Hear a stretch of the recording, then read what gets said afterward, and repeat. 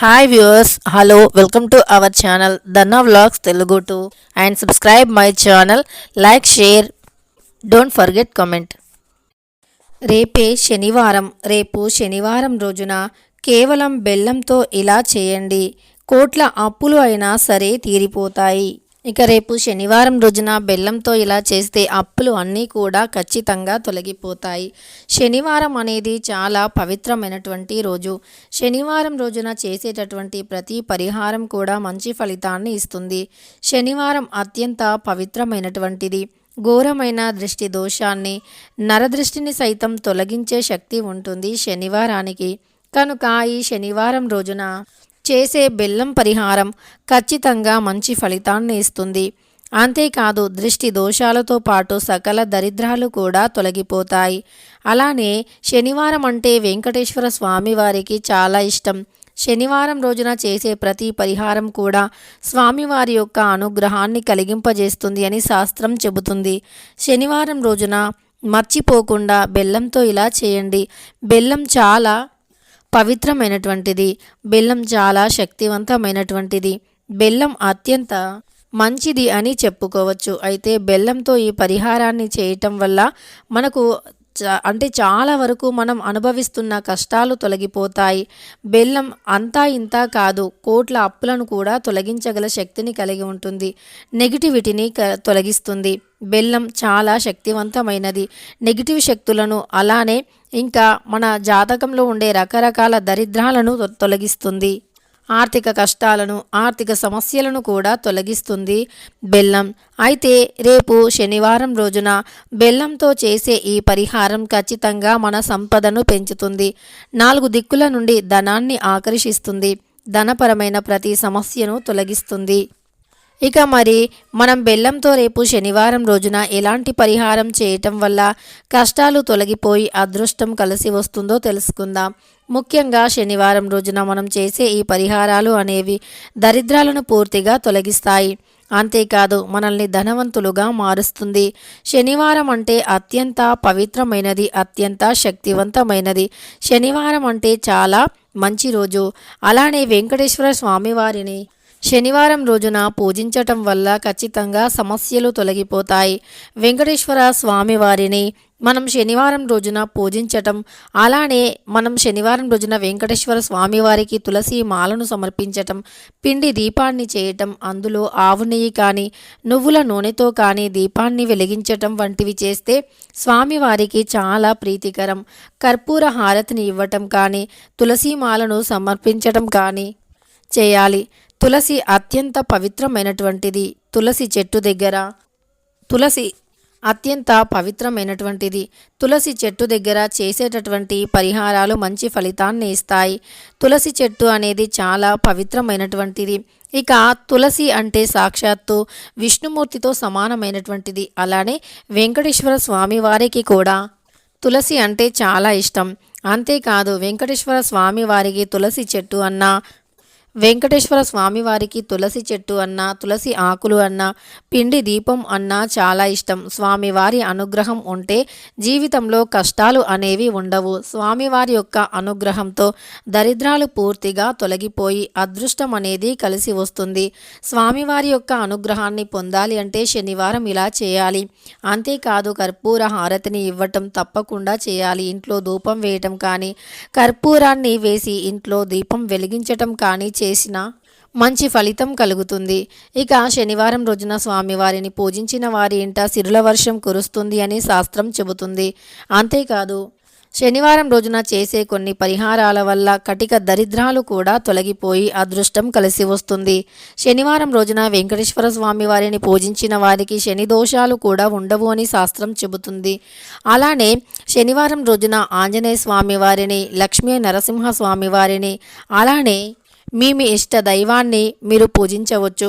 శనివారం ఇలా ఏ దైవాన్ని పూజించినా మంచి ఫలితాలు కలుగుతాయి. ఎందుకు అంటే శనివారం అంతటి పవిత్రమైనటువంటి రోజు. శనివారం రోజున కొన్ని నియమాలు తప్పకుండా పాటించాలి. శనివారం రోజున జుట్టుని కట్ చేసుకోకూడదు. ముఖ్యంగా శనివారం రోజున పొరపాటున కూడా ఇంట్లోకి నూనెను తెచ్చుకోవద్దు, నల్ల నువ్వులను తెచ్చుకోవద్దు, అలానే నల్లటి రంగు దుస్తులను ధరించవద్దు. కానీ శనివారం రోజున నవగ్రహాల దగ్గర నువ్వుల నూనెతో దీపం వెలిగిస్తే మంచి ఫలితం వస్తుంది. ప్రతి శనివారం నవగ్రహాల చుట్టూ పూజలు చేస్తే అప్పుల సమస్యలు ఖచ్చితంగా తొలగిపోతాయి. మర్చిపోకుండా శనివారం రోజున ఇవి పాటిస్తే గనక తప్పకుండా మీ సమస్యలు పూర్తిగా తొలగిపోతాయి. ఇక శనివారం చాలా మంచి రోజు కనుక మర్చిపోకుండా బెల్లంతో ఇలా చేయండి. ఇంతకీ రేపు శనివారం రోజున బెల్లంతో ఏ పరిహారం చేయాలో తెలుసుకుందాం. ముందుగా బెల్లంని తీసుకోవాలి. తరువాత ఒక మట్టి పాత్రలో కొన్ని నీటిని తీసుకోండి.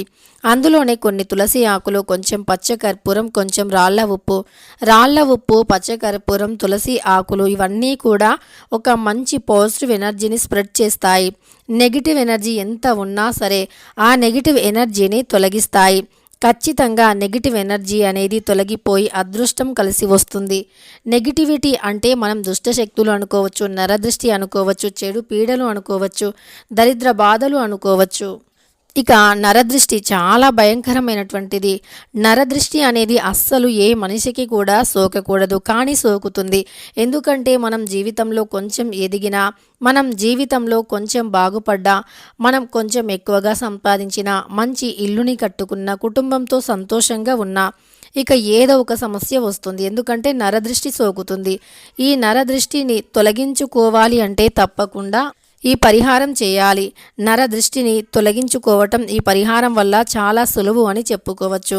నరదృష్టిని సైతం తొలగించుకొని ఆరోగ్యాన్ని పెంచుకోవాలి అన్నా, ఐశ్వర్యాన్ని పెంచుకోవాలి అన్నా తప్పకుండా ఇలా బెల్లంతో ఈ పరిహారం చేయాలి.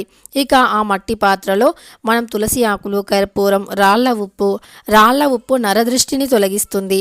ఇక రాళ్ళ ఉప్పుతో పాటు కొంచెం బెల్లాన్ని తీసుకొని ఆ నీటిలో కలపాలి.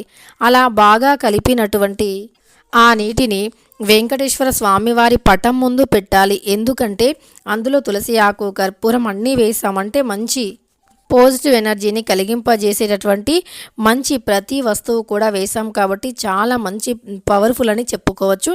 ఇక ఆ నీటిని అక్కడ పెట్టి దానిని బాగా కలిపి ఇంట్లో గోడలపైన ఆ నీటిని చల్లాలి.